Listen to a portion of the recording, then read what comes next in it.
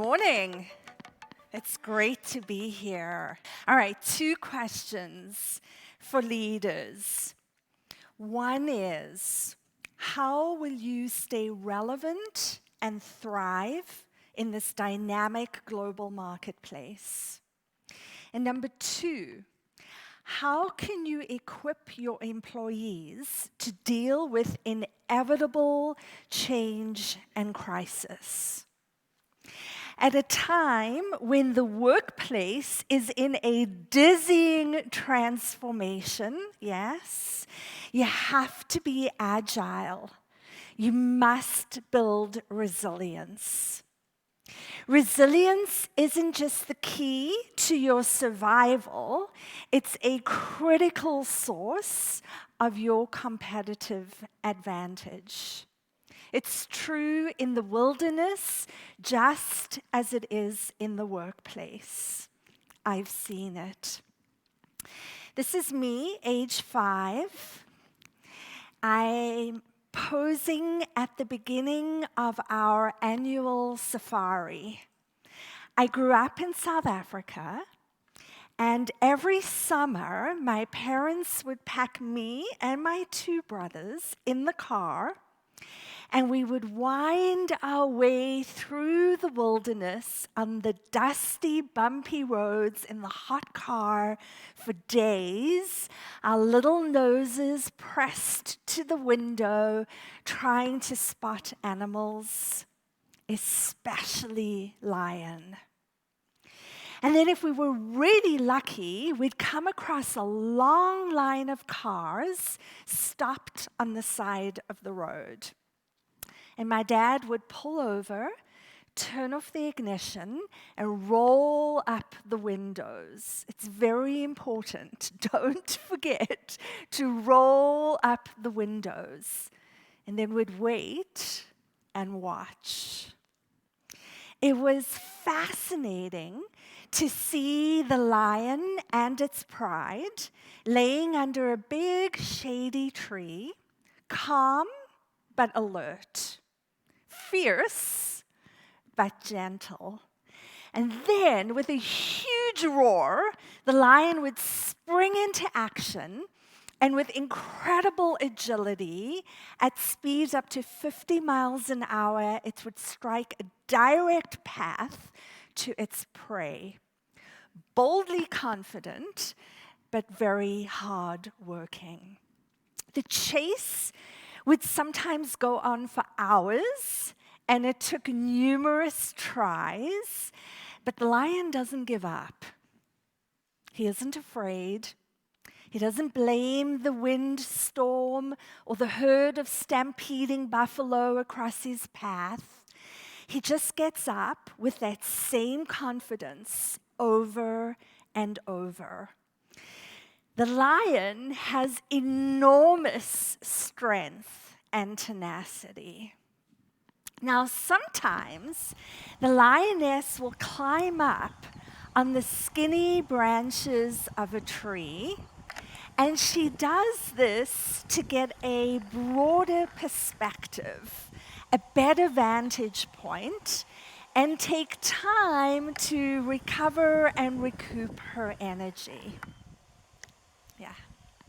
The lion is the epitome of bold leadership, the embodiment of resilience. And most leaders I know aspire to being more resilient like the lion. Anyone here would like to be more resilient or build a more resilient team? Yes? Very good. Thank you. Resilience is the key to your success at work and in life, just as it is in the wilderness. And I know this because I was hired as a consultant by the world-famous San Diego Zoo to align the zoo's 3,000 employees with their world-famous brand. The San Diego Zoo is not a perfect organization. No organization is perfect. but it is very resilient. Despite many challenges over the years, including financial crisis, labor union struggles, low employee morale, the San Diego Zoo continued to thrive and strengthen its brand.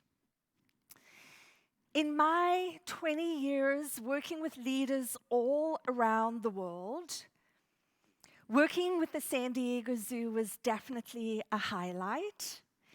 And when I was working with the zoo leaders, one of my favorite questions to ask was, is this world famous?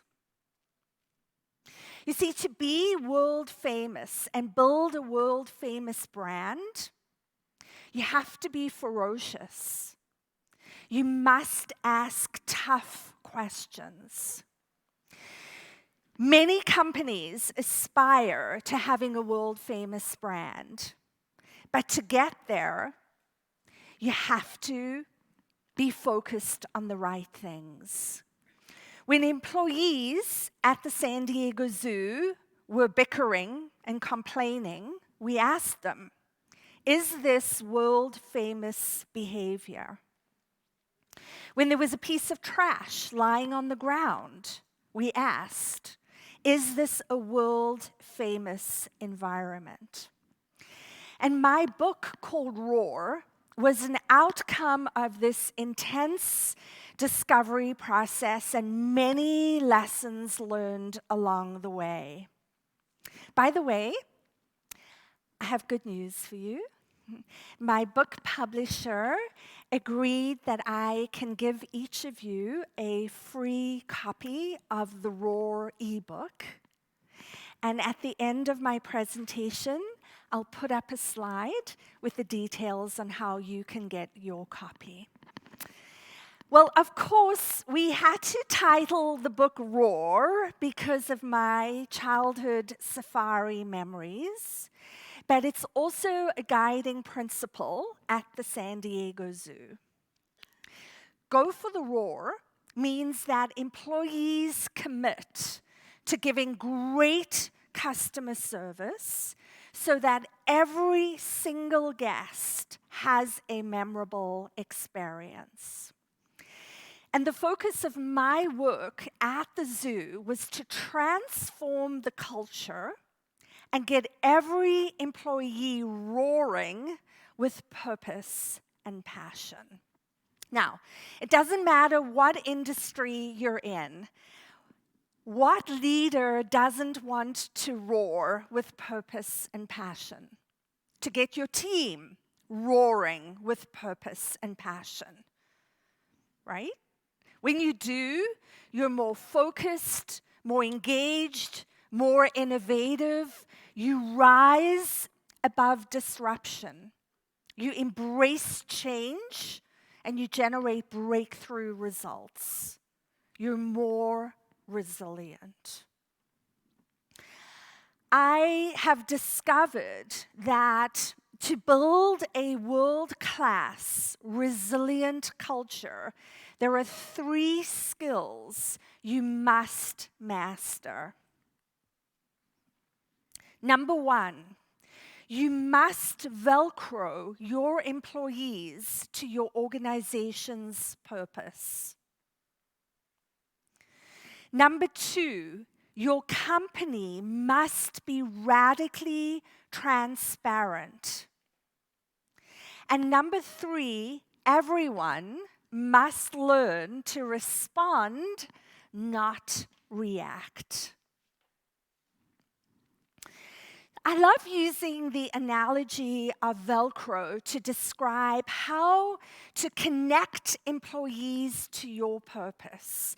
And I came up with this term because I want leaders to understand that the person and the purpose must be stuck together.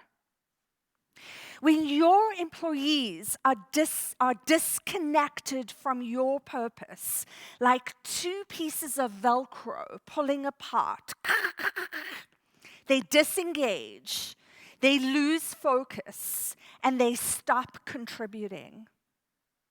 And then they become irrelevant. And when your employees become irrelevant, then your company becomes irrelevant. In most companies, the vision statement is stuck up on a wall in a lobby somewhere, and most people think it's corporate BS. But a purpose is completely different, and this is important.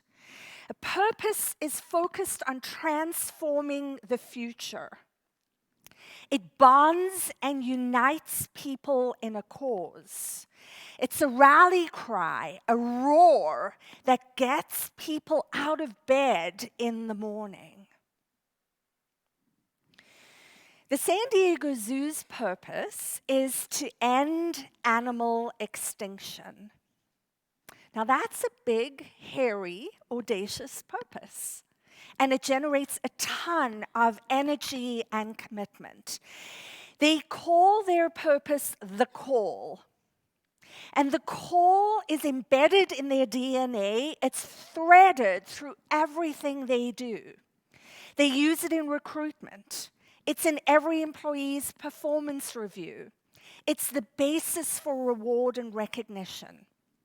So now employees feel accountable, and it gets them excited because they know how they fit in and why they're important, and they are roaring. It doesn't matter if you're selling hot dogs, you're an animal keeper, or you're the CEO of the San Diego Zoo. Every employee is talking about ending animal extinction. I mean, they live for it, and they can't wait to get everyone excited about it. My friend Mary was telling me a story about her teenagers' class visit to the San Diego Zoo on Endangered Species Day. Now, any of you have teenagers at home? You were a teenager? I don't know how you get teenagers excited about ending animal extinction. But the rangers at the San Diego Zoo figured it out. They were genius. They asked the kids to spread the message about rhino poaching by writing "Stop Killing Rhinos" on their hands. And then they took photos of all the kids' hands together and posted it on Facebook. You know what happens when you post something on Facebook, yeah? The hashtag Rally for Rhinos campaign spread like wildfire. So now it's not just the employee's purpose, but now you have donors and volunteers and people all around the world rallying together to end animal extinction. When you can rally people around your purpose, it's powerful. Purpose is like organization glue. It reminds people why they get out of bed in the morning and come to work, why they give extra time and energy, why they care. And because employees at the San Diego Zoo are Velcroed to their purpose, by focusing on the call, things really changed and the results were impressive. 2015 was the zoo's 99th year and its best year ever. They had record number of guests, more than 5 million. They reported 545 million in total assets, and we saw the best guest satisfaction scores in the history of the zoo. Employee engagement increased, and the zoo won several Best Place to Work awards. And the CHRO of the San Diego Zoo, who I worked with, was named CHRO of the Year in 2016. So when you're Velcroed to your purpose and when your employees are Velcroed to your purpose, you're more resilient. Now, you might not have a big purpose like ending animal extinction, but you must find a cause that gets employees out of bed in the morning with a roar. So you can start by asking yourself, what's the reason for your organization's existence?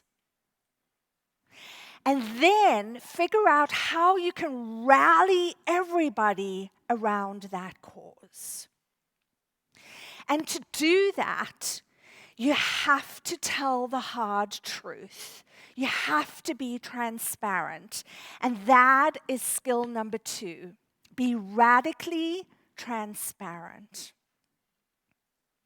When you want people to buy into your purpose and to follow you, you have to tell the hard truth.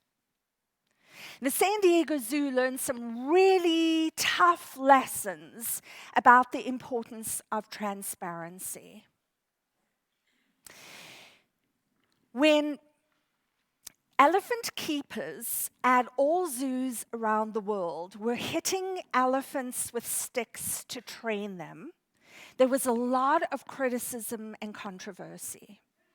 And the San Diego Zoo leaders decided that the best way to show people that this wasn't happening at their zoo was to make a very bold move and be transparent.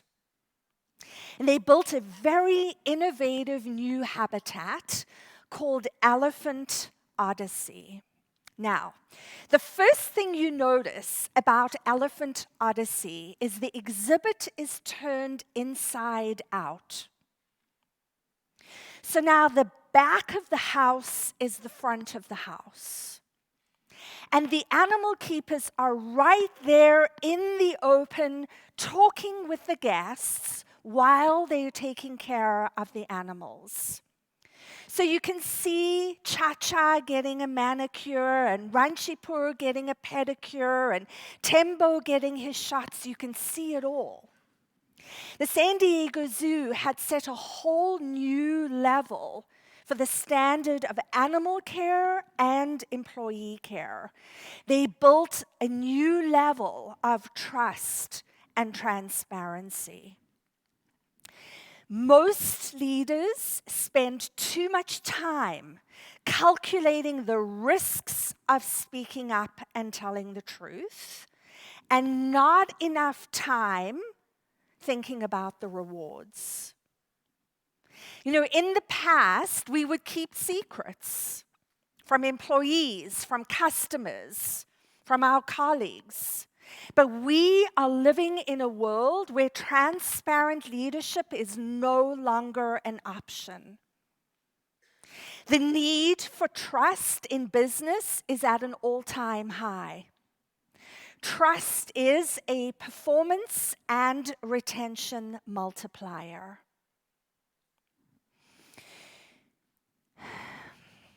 You want people to tell you the truth and to speak up. But to do that, you have to demonstrate it first. The truth always wins. Always. Remember companies like Enron and WorldCom in the US? They collapsed, partly because employees did not speak up about the warning signs. They withheld the truth. And maybe you can think of companies in Europe that have had a similar experience. Silence can kill your company. So when you tell the truth and you build trust, you are more resilient. You build a more resilient organization. So start by asking yourself, what product or service can you turn inside out? Where can you be more transparent about your business? And if you do, What will be the benefits of building that trust? There's another important component to building a world-class resilient organization, and that's skill number 3, respond, don't react.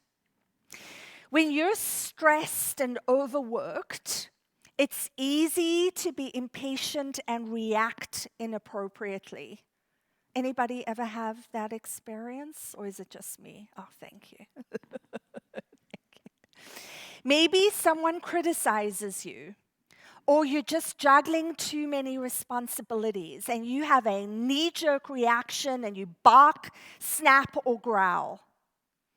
Afterwards, maybe you feel ashamed or guilty. Then people start to gossip about you, and they tiptoe around you and withhold important information because they don't trust you. Or maybe you're not the kind of leader who acts out loudly. Maybe you hide your anger and frustration and you stew inside.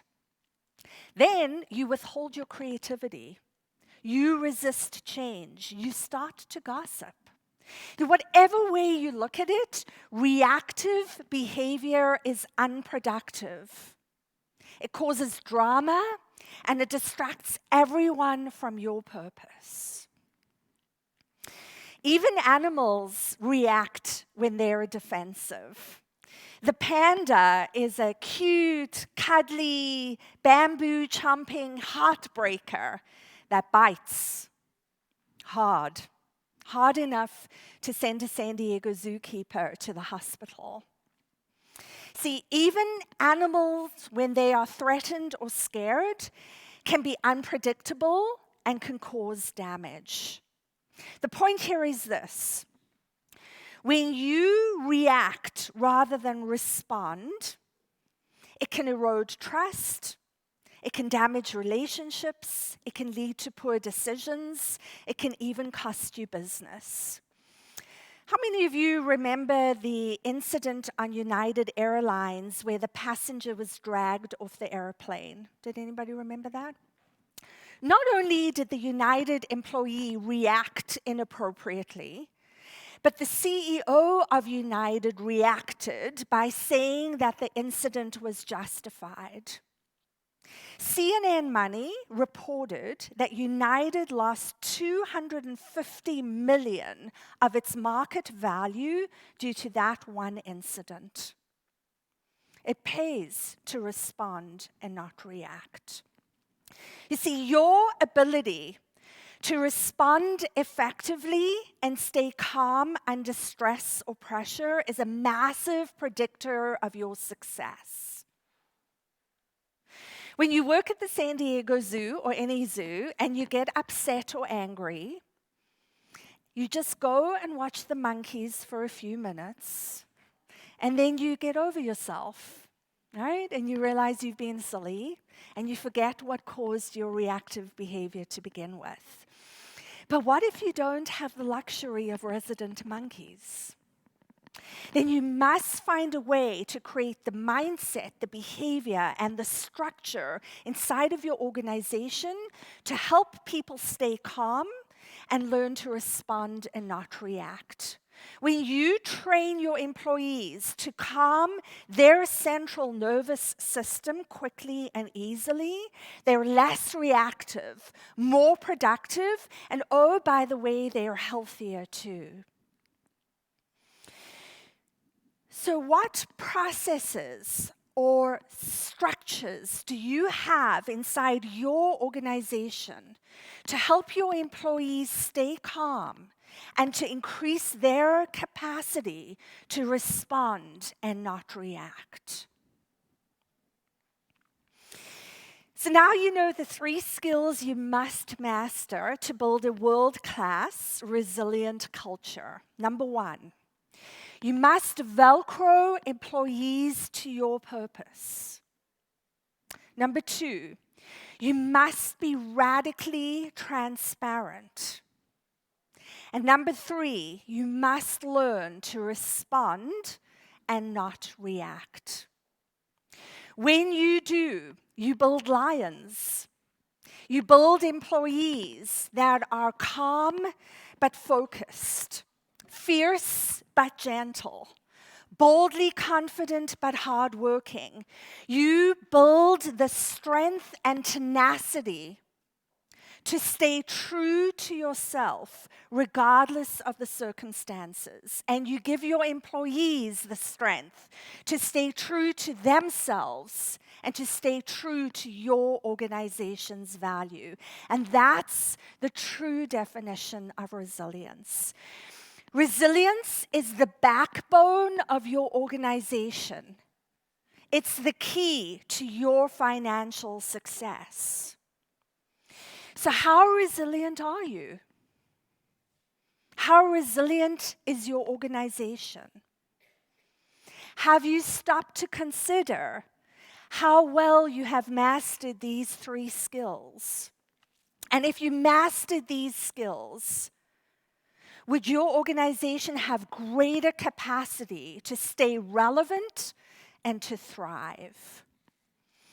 So I'm inviting you to go out and think about how you can build your own resilience, how you can make sure that your roar is heard, and how you can build the capacity and the strength of your team to be able to stay firm and focused in any circumstance.